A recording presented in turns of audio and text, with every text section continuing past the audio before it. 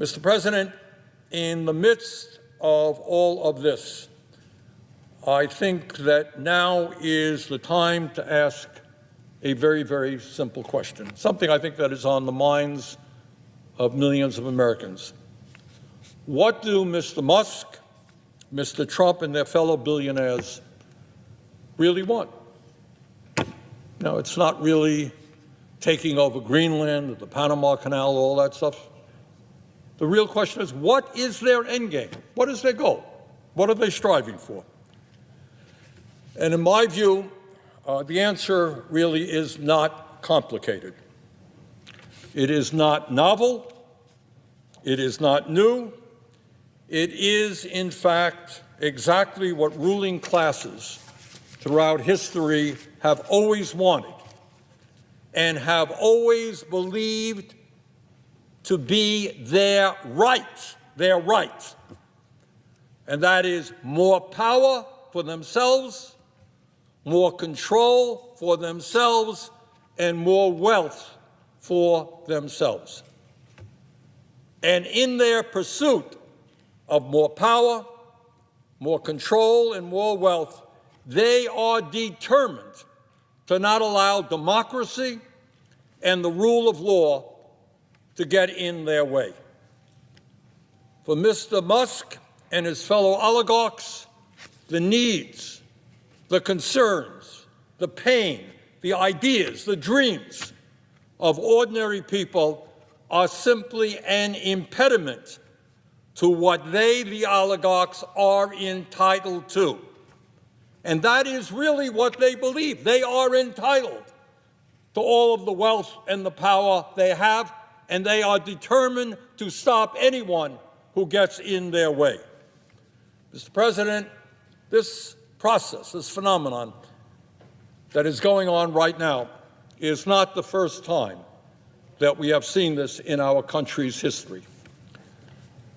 As I think many Americans understand, in pre-revolutionary America, before the 1770s, before the creation of the United States and the writing of our Constitution, the ruling class of that time governed through a doctrine called the divine right of kings. The belief that the King of England was an agent of God, that God appointed him, and that he was not to be questioned by mere mortal human beings. He was appointed by God. In modern times, we no longer have the divine right of kings. What we now have is an ideology being pushed by the oligarchs, which says that as a very, very wealthy group of people, often self-made, often the masters of revolutionary new technology, and as high IQ individuals, it is their absolute right to rule. In other words, the oligarchs of today are our modern-day kings. And Mr. President, it is not just power that they want. Despite the incredible wealth that they currently have, they want more and more and more. Their greed has no end. Today, Mr. Musk is worth $402 billion. Mr. Zuckerberg is worth $252 billion, and Mr. Bezos is worth $249 billion. With combined wealth of $903 billion, these three people own more wealth than the bottom half of American society, 170 million Americans. And not surprisingly, since Trump was elected, their wealth has soared. Musk has become $138 billion richer, Zuckerberg has become $49 billion richer, and Bezos has become $28 billion richer since Election Day in November. Meanwhile, Mr. President, while the very rich become much richer, 60% of Americans live paycheck to paycheck. 85 million Americans are uninsured or underinsured in terms of health care. 25% of our seniors in this country are trying to survive on $15,000 a year or less. 800,000 Americans are homeless, and we have the highest rate of childhood poverty of almost any major country on earth. And real inflation-adjusted wages for the average American worker has not gone up in 50 years. Does anyone really think that the oligarchs give a damn about ordinary Americans? Trust me, they don't. Musk's decision to dismember USAID means that tens of thousands of the poorest people in this world will either go hungry or die of preventable diseases. Tens of thousands of people. But it's not just USAID and what's happening abroad.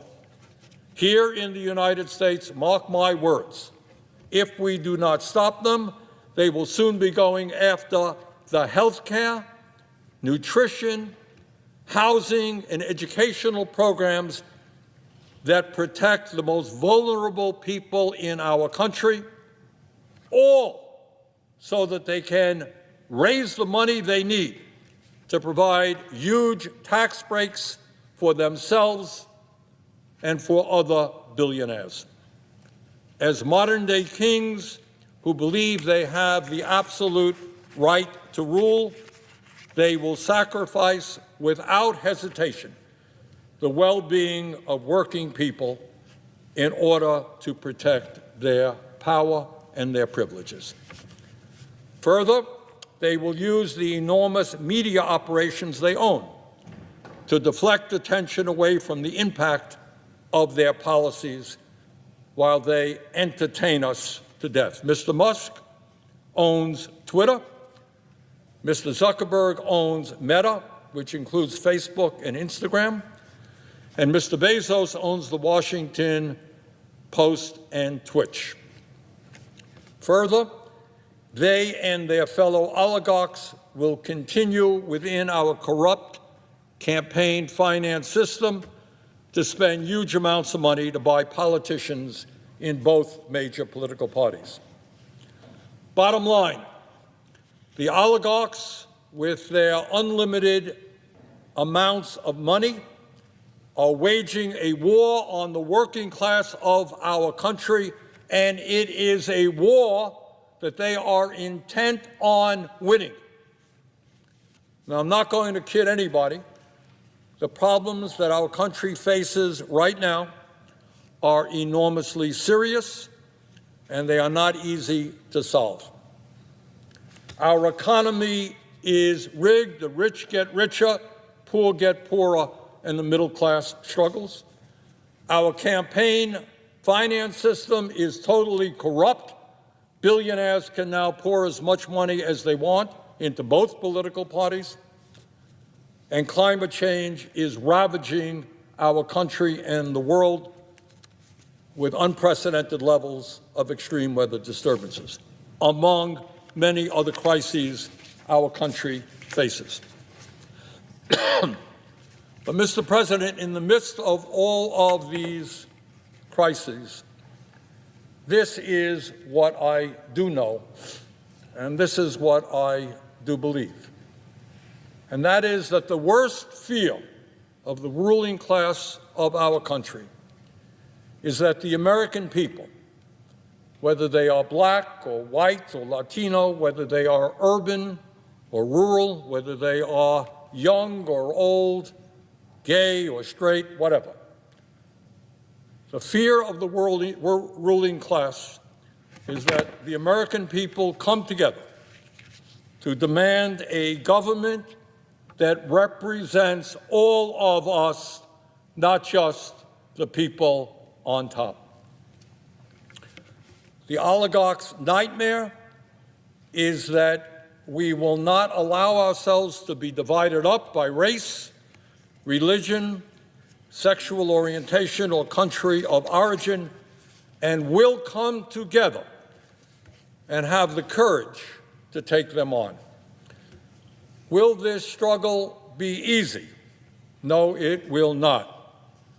And one of the reasons that it will not be easy is that the ruling class of this country will constantly remind us that they have the power. They control the government. They own the media.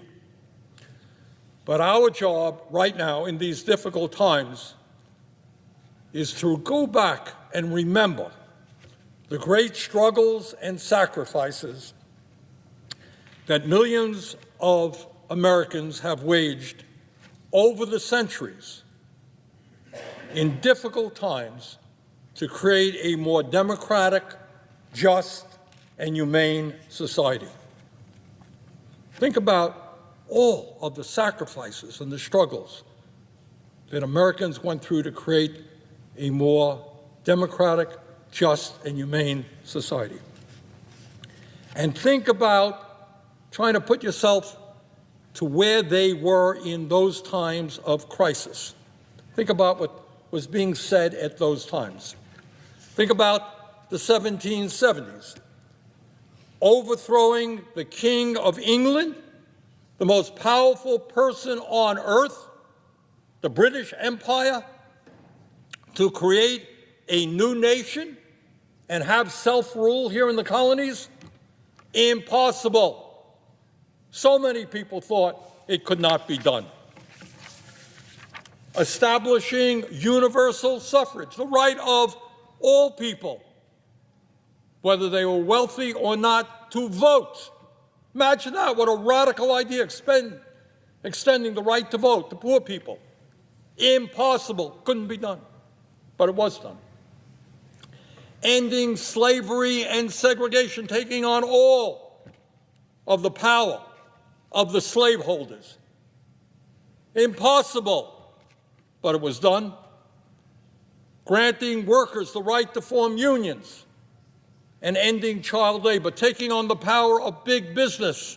Impossible, but it was done.